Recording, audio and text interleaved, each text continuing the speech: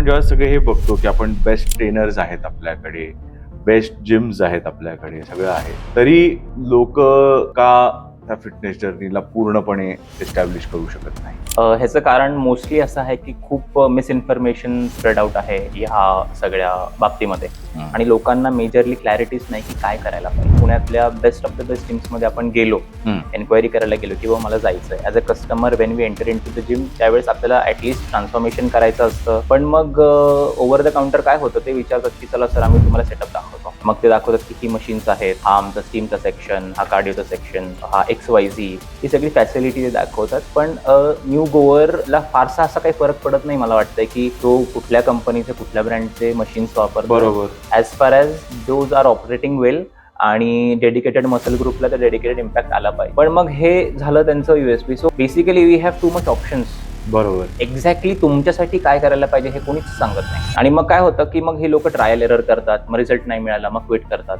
मग परत दुसरीकडे, मग परत रिझल्ट नाही मिळाला मग परत क्विट करतात. असं करत करत करत करत लोक सगळं सोडून देतात.